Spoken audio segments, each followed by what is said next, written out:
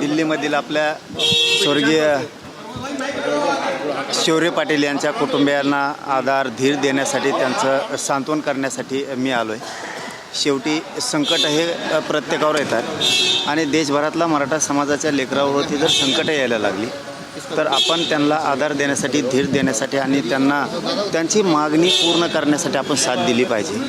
कारण जर कुटुंबानं आपल्याला वेदनापूर्वक हाक मारली तर त्यावेळेस आपण राज्यभरातले महाराष्ट्रातल्या सगळ्या खासदारांनी सगळ्या केंद्रीय मंत्र्यांनी पक्ष कुठलाही असू द्या ज्यावेळेस समाजाच्या लेकराचं आत्महत्या झाली गेली त्याला प्रवृत्त केलं गेलं त्या लेकराच्या कुटुंबियांना आपण धीर देण्यासाठी सगळ्यांनी तिथं गेलं पाहिजे. त्यांना साथ सगळ्यांनी दिली पाहिजे. या भूमिकेतून मी फक्त समाज आणि देशातल्या समाजाला आपण साथ दिली पाहिजे या भूमिकेतून आज आलो. तुम्हाला दिल्लीमध्ये खासदारी भेटणार आहात?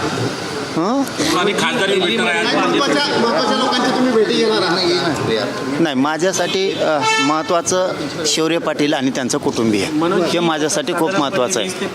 पण मनोजी बरेच दिवस झाले अटक झालेली नाही आरोपी शिक्षकांना त्याला अटक करावी लागणार आहे. त्या शाळेवरती ही कारवाई करावी लागणार आहे. मी कुटुंबियाशी बसतो, मी सविस्तर त्यांचं मत जाणून घेतो, त्यांचं म्हणणं काय आहे ते सगळं ऐकून घेतो. मग त्याच्यानंतर मग आपल्याला इथं केंद्रीय शिक्षण मंत्र्यांना, राज्याच्या केंद्रीय शिक्षण मंत्र्यांना, केंद्रीय गृह मंत्रालयाला आणि राज्याच्या दिल्लीच्या गृह मंत्रालयाला सांगता येईल. तसं आमच्या महाराष्ट्रातले बी असणारे मला वाटतं 4 ते 5 कॅबिनेट मंत्री आहेत केंद्रीय, त्यांच्याही कानावरती मला हे टाकता येईल की हा विषय आपल्या समाजाच्या लेकराचा आहे. इथं राजकारण नको. नाही, आधी माहिती घेतो आणि मंत्र्यांना सांगून देतो.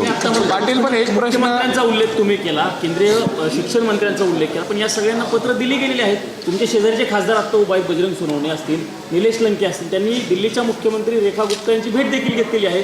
पण कारवाई अजून नाही, फक्त भेटी होत आहेत. त्यासाठीच आपण कुटुंबियांना धीर जो महत्त्वाचा असतो, आधार जो असतो ना, आपण ते देणं गरजेचं आहे. ते आमच्यातलं लेकरू आहे.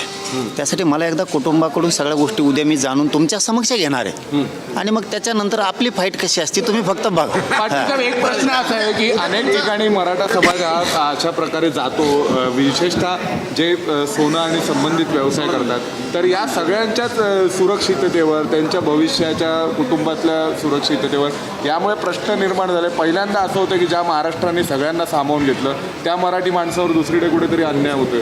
नाही, आता होणार नाही म्हणून तर आपण ही प्रक्रिया करायला होतो. आता आपण जे इतक्या खस्ता खायला लागलो, इतक्या लांबपर्यंत पळायलो, महाराष्ट्राला दिल्लीची गरज आहे, दिल्लीला महाराष्ट्रातल्या मराठ्यांची गरज आहे.